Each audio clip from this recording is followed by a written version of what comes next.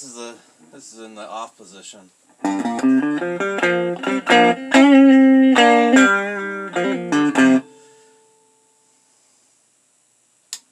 now the unit's on.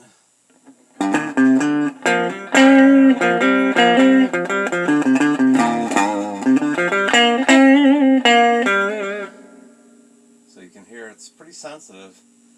Turn the knob just a little bit.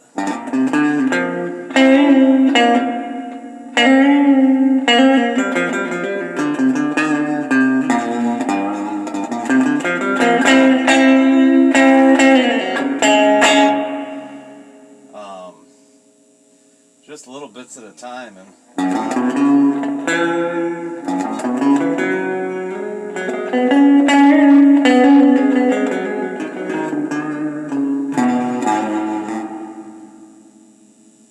I'm not going to go through every little tiny move I make, but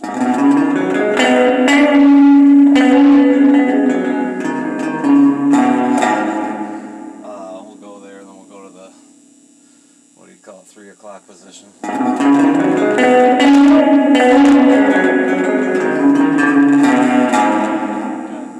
Dimed out to 10.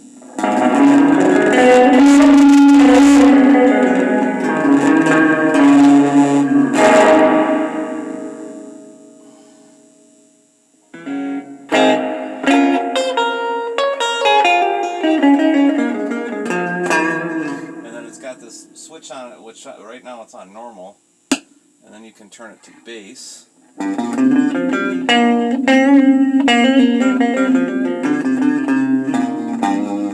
Or you can turn it to treble.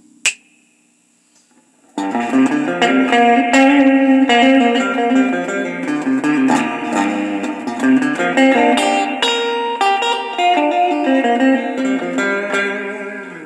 I guess the reverb's kind of more of a trebly effect.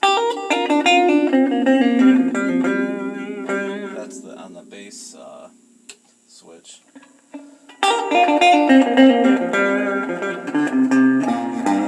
And that's on the normal.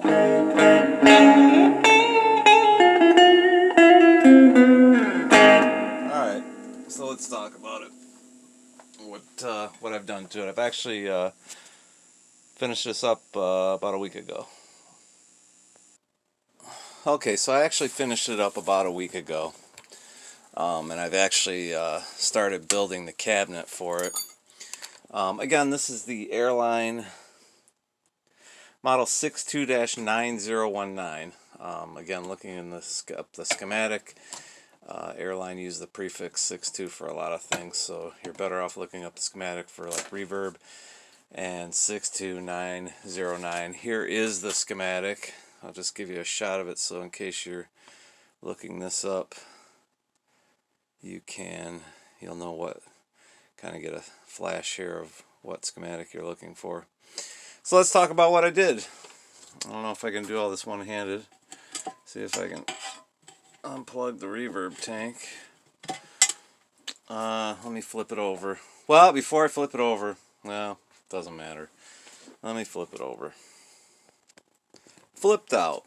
So what I ended up doing was changing all the capacitors in it. There was a bunch of them buried down here up underneath the shielding. Did some nice high quality capacitors. There's an F&T. I think that's one of the 20 microfarad F&Ts. I should have flipped it so you could see the value, but I did not. However, you do see there is a CAN capacitor in there. And the reason I did that was because my options were to I wanted to put in some nice F&T caps, right? However, the size of those F&T capacitors, as you can see, the one right there, I just had this thing on, so I really don't want to stick my finger in there. This F&T cap right there, although it may not look all that large there, this is a very small chassis and there's very little room in here. So my options were to, cram those 3 F&T capacitors in here, or I could have made like a doghouse on top and put them up under there. And the more I kind of thought about how I was going to do it, I thought, you know what, I'm going to go ahead and order a can cap. So that's what I did in order to, so I didn't have to cram a bunch of stuff in here. I was worried about, if it ever had to be serviced again.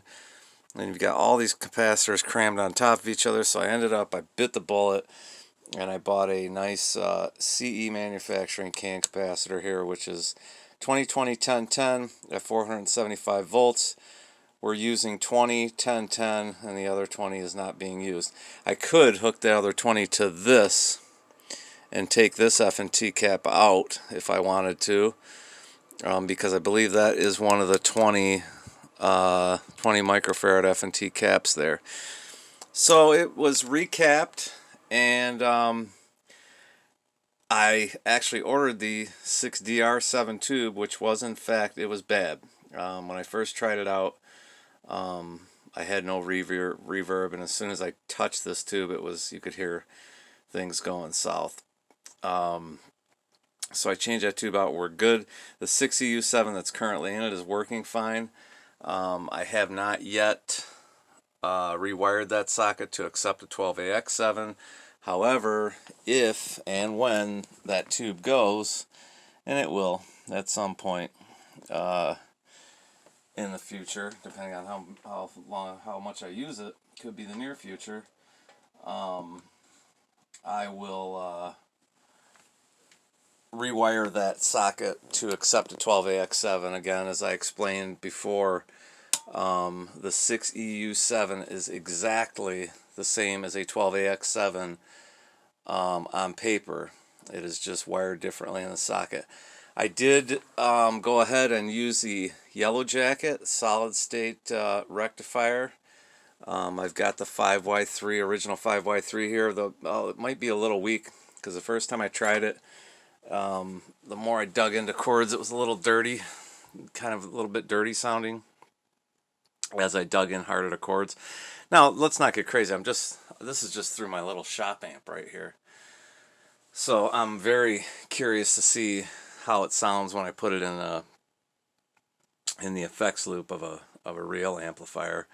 I have heard this described as a darker version of the Fender reverb unit. I have not found that. I've found it to be a crystal clear reverb unit.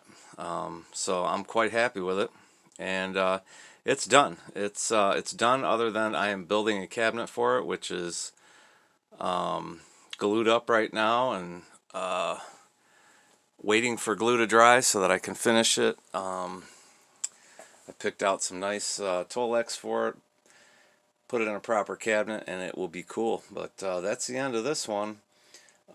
Very cool. Airline, you do notice that there is no output transformer on this unit, so pretty cool. You've got your primary transformer and no output transformer. So that's different. That's not something you see all the time, although it can be done, and has been done right here. If you watch, Uncle Doug has a really great video series on reverb units.